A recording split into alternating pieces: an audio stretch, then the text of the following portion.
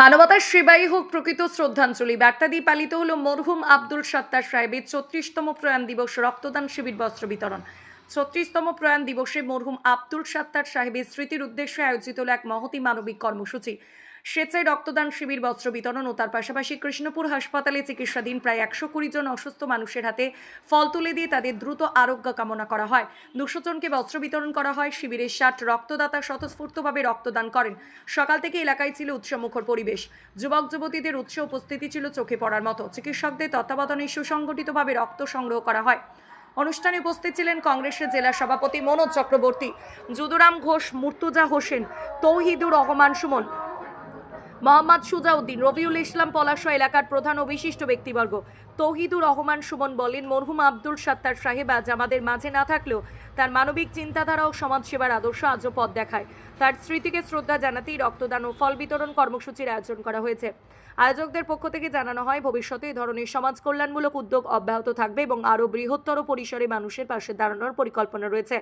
অনুষ্ঠানের শেষে সকল রক্তদাতা, স্বেচ্ছাসেবক ও সহযোগীদের ধন্যবাদ জানিয়ে প্রয়াতের আত্মার শান্তি কামনা করা হয়। মরহুম আব্দুল সাত্তার সাহেব আমাদের প্রাতঃস্তরের নেতা, যার প্রয়াণ 1991 সালের আজকের দিনেই হয়েছিল। স্বাভাবিকভাবে এবার 36তম প্রয়াণ দিবস। এটা প্রত্যেক বছর আমরা লালগোলা ব্লক কংগ্রেসের পক্ষ থেকে পালন করে থাকি। আমাদের যুব কংগ্রেসের ছেলেরা রক্তদান শিবির করে, আমরা হসপিটালে ফল বিতরণ করি, বস্ত্র বিতরণ করি।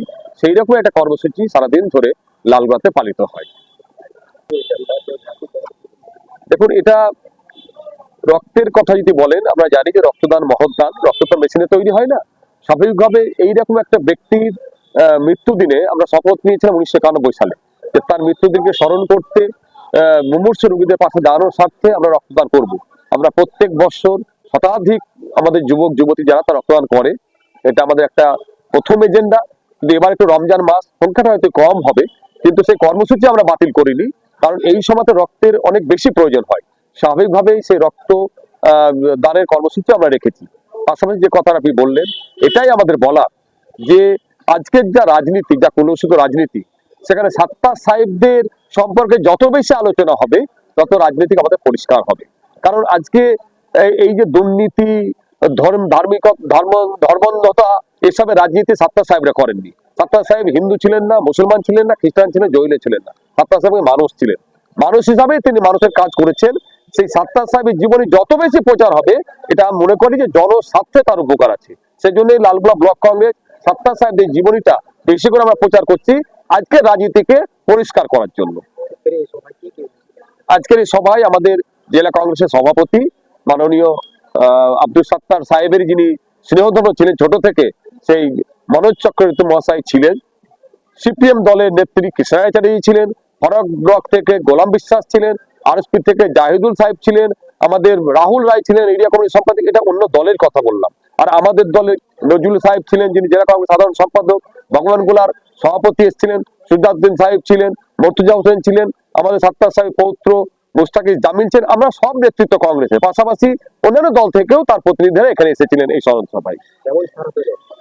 সাত্তার সাহেব সম্পর্কে বলার অবকাশ নেই যে সাত্তার সাহেব সর্বধর্ম, বর্ণ, সর্ব দলের উপরে তিনি 36 বছর ধরে মানুষ তার কোনো খুঁত খুঁজে কোনোদিনই পাননি।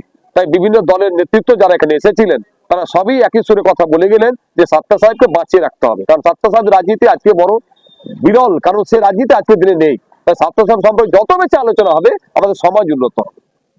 আমি যদুরাম ঘোষ, লালগোলা ব্লক কংগ্রেসের সভাপতি।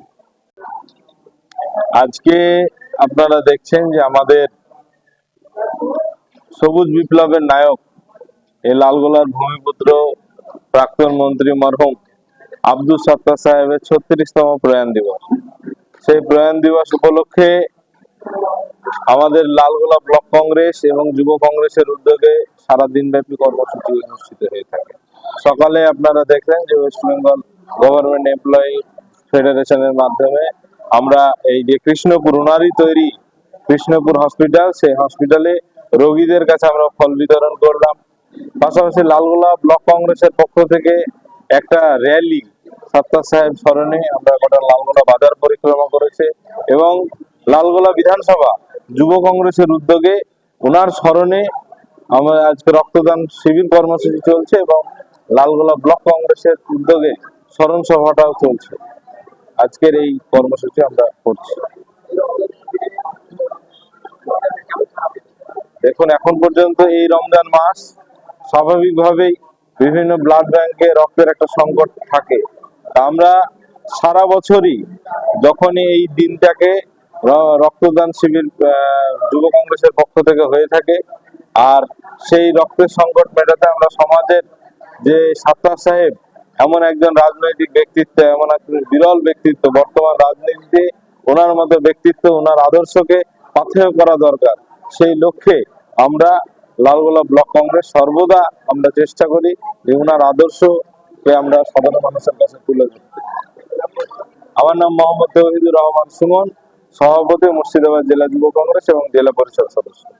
দেখুন, প্রতি বছরই আমরা এই 28শে ফেব্রুয়ারি রক্তদান শিবির করে থাকি মরহুম আব্দুল সাত্তার সাহেবের স্মৃতির স্মরণে। এবার তার 36তম স্মরণ সভা।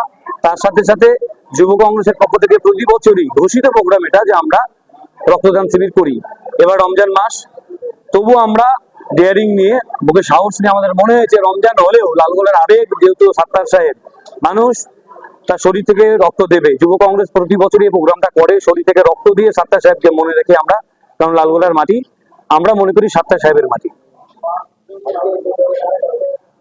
আজকে এই প্রোগ্রামে মূলত রক্তদান শিবিরটা আমাদের যুব কংগ্রেস লালগোলা ব্লক যুব কংগ্রেসের পক্ষ থেকে হয়ে থাকে।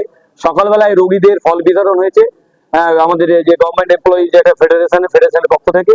এখন স্মরণ সভা চলছে ব্লক কংগ্রেসের পক্ষ থেকে।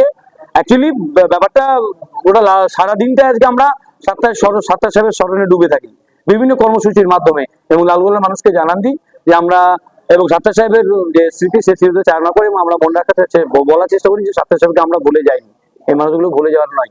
আজকে আবার নতুন একটা সংযোজন আছে যে আমরা বস্ত্র বিতরণ করছি। আমরা দুস্থ গরিব মানুষদেরকে শাড়ি, লুঙ্গি, এগুলো বস্ত্র বিতরণ করছি তার স্মরণ সভার এই দিনে। আমার নাম মোহাম্মদ রবিউল ইসলাম পলাশ, লালগোলা ব্লক যুব কংগ্রেসের সভাপতি।